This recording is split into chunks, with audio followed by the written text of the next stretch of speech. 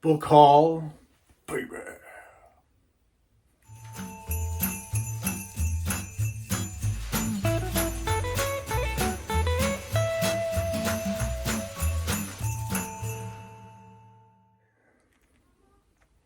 Hello, everybody. Thank you for joining me today.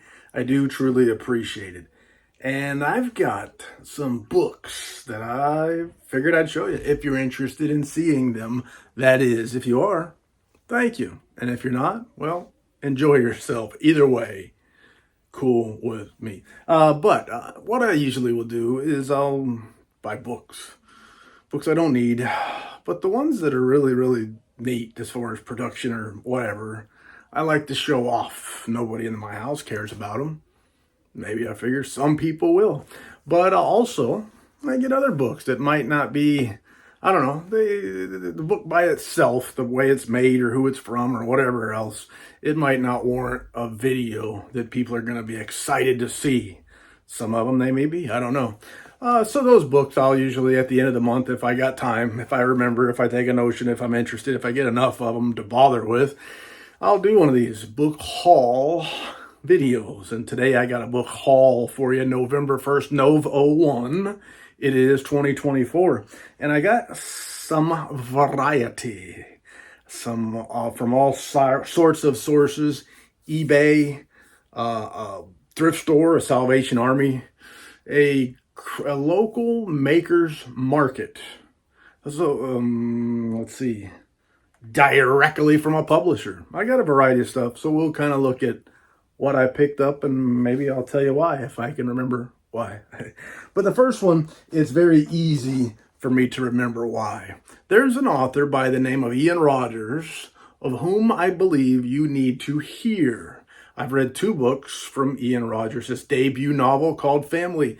It's a limited edition book, signed limited edition book from Earthling Publications. And I've showed you the book. I've also done a review on the book. But that was the first I'd ever heard of Ian Rogers, the first I've ever read, seen, or thought of Ian Rogers.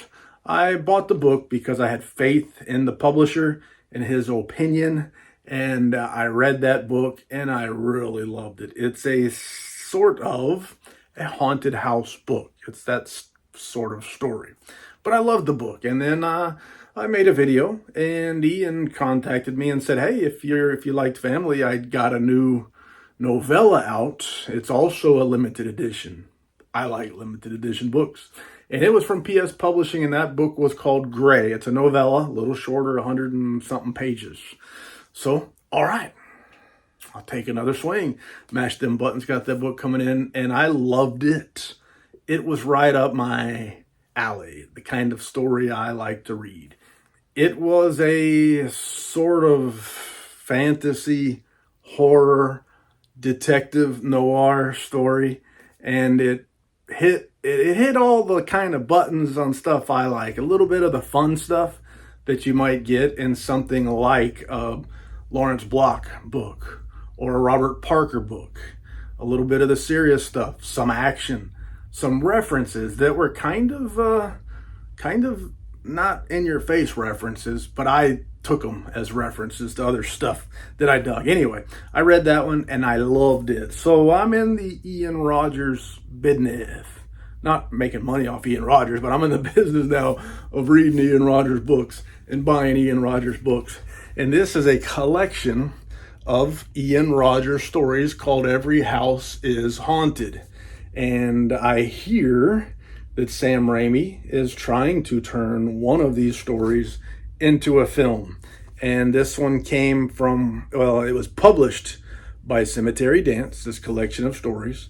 And I've bought this one, actually. I bought this one on eBay, on red condition. It was a good price, and I'm a guy who likes to get a good price when I can. But it's a collection of short stories, and Ian Rogers for me is 2 for 2, 2 for 2. So I'm in. And here is the table of contents. It looks like, yep, just one page. So you want to take a look and see what all is in there. Pause for the cause if you're interested. But I'm looking forward to more from Ian Rogers. So this book was already out. This collection was already out. And it's got some buzz. I hear it's going to be republished. and I don't know the details. I probably should. I think it's going to be republished again. So it's been published and then republished. I think it's going to be republished again. Don't quote me on that. But there is more. Cemetery Dance, who I bought directly from, although the friendly neighborhood mail lady looks like she dropped the box a time or two. And I opened it up, and sure enough, their protection worked. And my book was in great shape. But just, I guess, also But Ian Rogers has started a series called the Black Lands series. And I showed you one that he sent me called Super Noir Tales. And it's a collection of stories from this series. Well, Sycamore is a novel in the Black Lands series. And I just had to get it. The Ben Baldwin cover art is absolutely fabulous. Ben Baldwin is, I say this a lot, he's one of my favorite illustrators, walking God's green earth. And I've got some books from SST which put him on my radar that I thought were just fabulously illustrated. But I had to get it. This is a series that I haven't gotten into yet. It's one that's been out for a while, but just not easily available. Cemetery Dance, kudos CD, is helping to get Ian Rogers' stuff out, so I dig it. And I'm interested in getting into this Black Lands series. So they, it looks like, I didn't know they were doing this, but it looks like CD hooked a brother up. So when I talked to Ian Rogers, I said something about I ordered this book, and I ordered it directly from CD. And he said he may be able to get me a book plate. Now, I don't know if he had anything to do with this or if it's just something that Cemetery Dance did, but my trade softcover copy of Sycamore turns out to be Sycamore with a Sycamore book plate signed by Ian Rogers. So great, Ian, if you had anything to do with it, I do appreciate it. If not, just my lucky day. Anyway, he said that he may be able to hook me up with a signed book plate, but this book came directly from CD, not from Ian Rogers, so I don't know how it worked out. But I'll take it, because to me, signed is always better. Ian Rogers being in Canada, it costs a little more to be shipping signed books back and forth from Florida to Canada and stuff. So there are some authors out there who will sell signed books themselves. They'll get them from the publisher, they'll sign them, they'll sell them and ship them. And that works fine as long as you're not shipping outside of the country in which you live. Otherwise, the costs tend to go up, and the delays and the issues tend to go up. So anyway, I got me a signed copy of Sycamore, which is even better. I didn't know I was getting a signed copy of Sycamore. I didn't know it had a book plate inside. Sweet, I'll take it. But Ian has quickly become one of my favorites. One of my favorites. Now, what else? I've got some more stuff here. Let's look at this. Nelson DeMille has recently passed, and that is sad, and I hate it. But I've been a fan of Nelson DeMille for a long time, probably 22 years, maybe 21, 22 years ago. I read a book called The Lion's Game. It was a John Corey story. It was the second one, so I read the second book first. I read that book because it was given to me in a stack of books, and I didn't have any other books to read, so I was reading through that stack, and I really dug Nelson DeMille's The Lion's Game, and I really dug John Corey, the character. He reminded me a lot of John McClane from the movie Die Hard. Just the character reminded me a lot of him. But anyway, I went and I bought first edition copies of all of them that were out at the time, put them on the shelf, and read most of the books in the series. I haven't read them all, but I dig it. Anyway, at one point I started saying, hey, I want to get signed versions of all those books. So Nelson DeMille at the time had a deal where he would sign a book for you for free. You could mail him the book, and he would sign it, personalize it if you want, and then he'd mail it back to you. Sweet deal. So I sent him the first book in the series, Plum Island, which I loved it. It's probably my favorite of the series. But I sent him Plum Island, first edition, first print, hardcover, and he signed it. And I never had the guts to try to slide more in on him. So I went years and years. That was the only signed book I had. And I decided I would try to get them because they're not that expensive. Condition was a problem. People seem to read the heck out of DeMille books and abuse them and throw them around. And they don't take good care of them. So I accumulated, I think, almost all of them. All of them but two I had signed copies of. And then The Lion, I found this on eBay. It was a signed first edition, first print. And the dust jacket was pretty screwy. The Lion, it's not The Lion's Game, has the same main character that now returns the villain. And I read the book, but I noticed that I wanted a signed copy, so I ordered this. The dust jacket was crappy, but the book was supposed to be good. And I said, no problem. I'll just put my good dust jacket on this book. Well, when I got this book in the mail, I searched high and low. And I don't know where to go. I even doubled back, my friend, but I couldn't find my hardcover copy. I don't know what happened to it. It's gone. Gone like a freight train, gone like yesterday.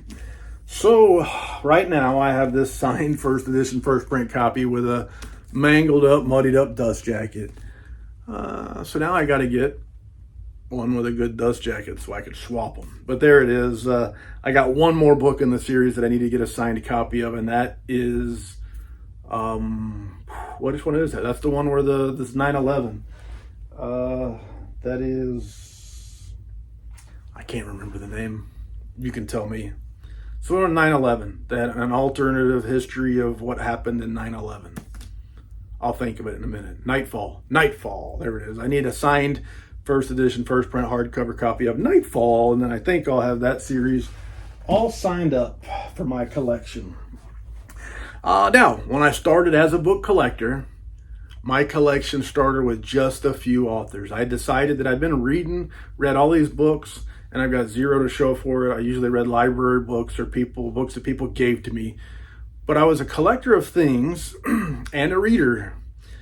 But my collection included 0 books. So I went out to go get a few books of my few favorite authors. First edition, first prints. And I found that one of my favorite authors, F. Paul Wilson, fabulous.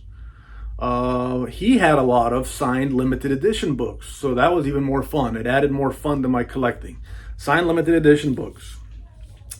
But among all of the stuff that he's done, he wrote long time ago a short story called Demon Song. And this short story is important now because it was kind of the very beginning, the germ of what has become a much bigger deal in the F. Paul Wilson writing verse, whatever he would call that. I forgot, there's a name for it. Anyway, there is a character in here that would be Glaken, and a character in here that would be Rosalind. And they would be a hero, or sort of a hero, an ally in this F. Paul Wilson universe, and essentially the ultimate bad guy, Rosalind, in the F. Paul Wilson universe. So this little short story had these two characters. And eventually F. Paul Wilson decided, let's bring these characters together again in a book called The Keep. Perhaps his most famous book, The Keep, which will be republished in a signed limited edition version from Midworld soon, hopefully very soon. Anyway, it all started in Demon Song, which was published in a collection, which I have the collection up there a long time ago in the 70s, early 70s, I think it was. But this chapbook was shipped out with one of his limited edition Repairman Jack books. And I just never ended up getting a copy of it. I bought that limited edition book on the secondary market years and years ago. But this is a limited edition chapbook from Gauntlet Press. And it's limited, it's not signed, but it's limited, I believe, to, I'm trying to find the limitation page, to 200 copies. So this one is number 198 of 200. And I figured as an F. Paul Wilson fan and collector, I needed to have this chapbook for my collection, and I got it. I found it at a price I could live with, and I finally added it to the collection. What else? What else? I recently, earlier this year, read the first book of a series, the Nero Wolfe series by Rex Stout, called Fer de Lance. It was the first book in the series. Good place to start, it seems. Now, one thing that they said in the book was that these books are all written to be read in any order, that the characters never really advance, nothing ever really changes. They just keep getting into new adventures, which is neat. I kind of dig that, keeping the main characters the same, just giving them new adventures, new cases to solve. And Nero Wolfe is a genius, sort of a detective, and his sidekick is the first-person storyteller that's involved in these stories. And I really liked Fer de Lance, and I'm really excited to get more. So I was at a thrift store in Fort Payne, Alabama, and I saw these two copies of Nero Wolfe books from Rex Stout. They're both Bantam editions, and they were, I think, 50 cents. So I had to get them, and that is The Mother Hunt and Too Many Cooks, Nero Wolfe stories by Rex Stout. The price was right. I had the shot, and I took it. Thrift stores are cool. Sometimes you find some really cool stuff in thrift stores. Side note, I've added things to my collection that way. Also, on that same trip to Fort Payne, Alabama, up on Lookout Mountain, well, actually, Fort Payne looks up at Lookout Mountain, I was at a store. It was called Fort Payne Makers Market or something like that. And they have all sorts of things by local crafters, cool looking things, all sorts of neat stuff. From guitars to Afghans to paintings, all sorts of things, cutting boards. But on one of their tables, they had a stack of books. And I just opened it up because I collect books. I opened it up and I say, hey, they're signed by the author. Right there. I dig it. I dig it. Signed by the author. So I went to the back and I started reading about what this is. And it's, the author, Dennis Anthony.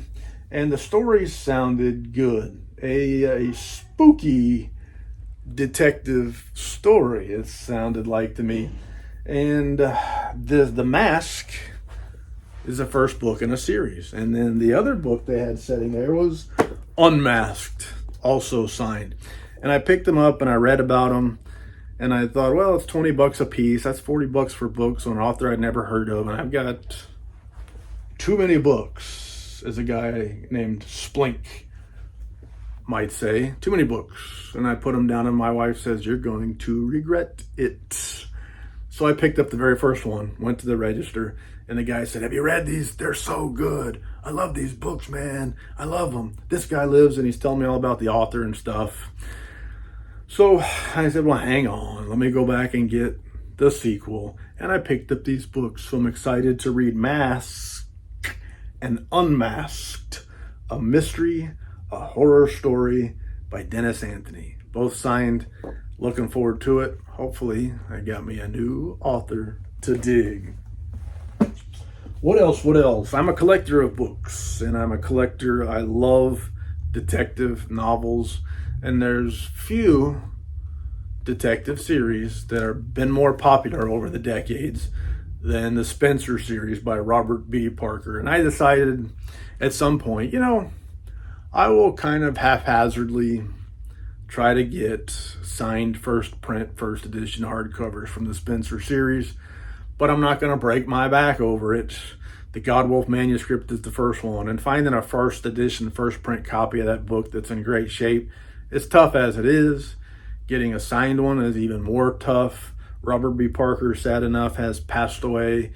He's not with us, so he's not signing any books. It's not like I can go buy one and get it signed. So now I'm buying a first edition, first print, great condition book, signed by the author, not personalized to Peter or Margaret or anybody else. It's tough. So if I get the chance, I get the shot, I'll take it. I'm not going to break my back, but I do love the series from what I've read of it so far. And this is a Catskill Eagle, and it's signed.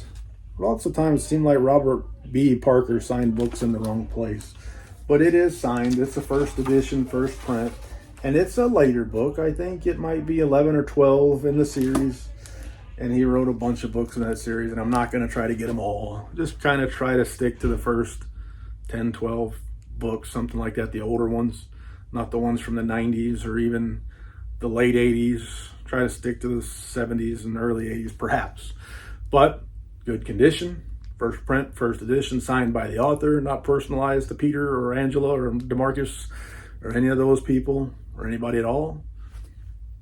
It's here. It's in the collection. I got a few more things I like to show you. Now, I talked about Ian Rogers and his supernatural detective story, Gray. And it's a little bit different, but it reminded me a lot of Jim Butcher's Dresden Files, Harry Dresden series. And I've shown you some of the limited edition signed books from this series that I picked up. And small favor is one that I did not have and one that I did get. It's book 10 of the Dresden Files. And this is the Subterranean Press signed limited illustrated edition. The illustrations are by Vincent Chong. Subterranean Press makes nice books. You can see here it's a cloth bound, hot foil stamping on the spine, a Smith sewn binding, and it is signed and numbered. This is number 276 of 500 copies, signed by Jim Butcher. And I'll show you more of the illustrations if I can find them. I'll flip through here quickly and see if I can pick some of these. I think they'll be in black and white, and I think there are 4 or 5. Don't quote me on it, but I'll show you a few of the illustrations if I can find them. They don't go all the way to the edge of the page, so it makes it sometimes, if you're just flipping through, makes it a little bit more difficult to find them. As you're reading, of course, you're going to be seeing every page, but I've always enjoyed these Jim Butcher illustrations from Vincent Chong. And like I said, I think there's 4, maybe 5 interior illustrations in this one. And they do look good. So Harry Dresden is a wizard, pretty much modern day, not exactly 2024, a modern day wizard in Chicago, Illinois. And he's got to solve problems for people. He's like a detective, a problem solver. He's a wizard. He doesn't do birthday parties, but he ends up battling all sorts of foes like vampires, like werewolves, like goblins and ghosts, and all sorts of other types of mythical creatures. They're all fun. It's fun reading. It's action, it's suspense, it's drama, it's fun, it's magic, it's horror. There's all sorts of stuff mixed in there. But Jim Butcher said these stories are inspired in many ways by Robert B. Parker's Spencer series. So even though this is supernatural, still very reminiscent. You can see the inspiration in the books. Now what else? I've got a few more. They all kind of fit into the same kitty category. In December, Alabama Booksmith, I think it's December 6th. Don't quote me on that. I'm not very quotable today. I don't feel confident in my deals, statistics, details, stuff like that. But this will be the 3rd time that I get a chance to meet Robert Parker and get some books signed. And I wanted to make sure I had some books to get signed. I'll be in Fort Payne, Alabama anyway with my youngest son on a special trip. And Birmingham is kind of, as you go across the northern part of Alabama, it would be a couple hours west of Fort Payne. So we'll go over there, hopefully get to meet some cool people, maybe re-meet some cool people that I've already met. But anyway, some of the books that I wanted for a while that I never had, and this one is Usher's Passing. I've got different editions of it, but I just like the cover art on this. And finding one in perfect shape always seemed to be, they cost more than I wanted to pay for it. So I found this one at a great price. It is a small part of the cover is torn, which I knew that, but I got it cheap. And I just liked the cover art, so I wanted to get a copy. This is who published this? BB. This is BB. It's published by BB, Ballantine Books. And it is first Valentine Books edition. It is their first print. I just liked the cover art. It's very Halloweeny, today being the day after Halloween. So more books to get signed there. Was another one I was able to get a good price on. That's a softcover version of Mystery Walk by Robert Parker. And this one would be Pocketbooks edition. And it is the third printing. First Pocketbooks printing, October 1992. This would be a third printing. You can see by the number line there, it only goes down to 3. So I added Mystery Walk. And then I added an ARC. We got an ARC. An ARC from Mr. Slaughter. This would be the Subterranean Press. They did a trade edition and a signed limited edition. This would be the ARC, the aardvark. This would be the ARC, the advanced reader copy or the advanced review copy of Advanced Uncorrected Proof, they say, of Mr. Slaughter. It's the third book in Robert Parker's Matthew Corbett series.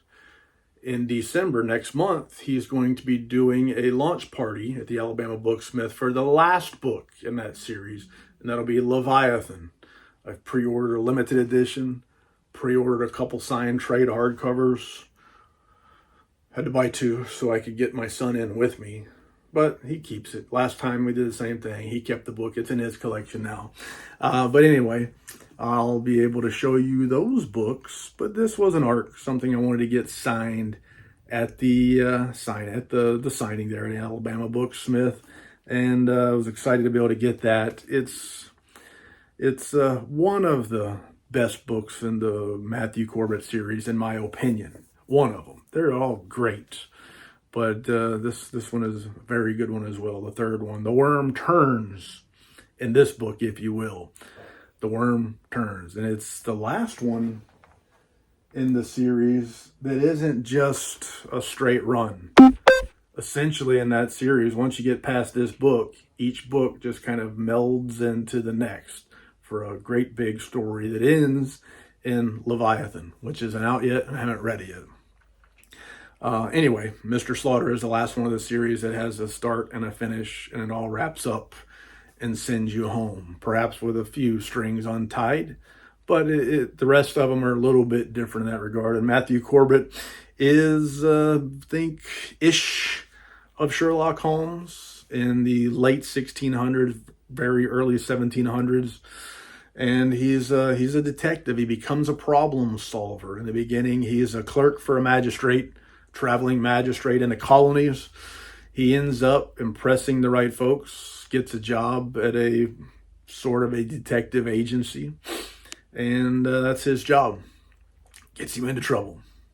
But he's the kind of person, he can't see a puzzle without solving it, without putting it together, and he has those skills. But he's not the toughest guy. He has to use his head to get out of problems and stuff. Anyway, it's a great character and a great series. I love the Matthew Corbett series.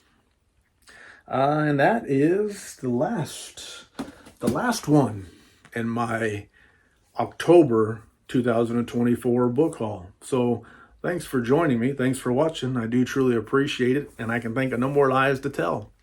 So c'est la vie, baby. Do.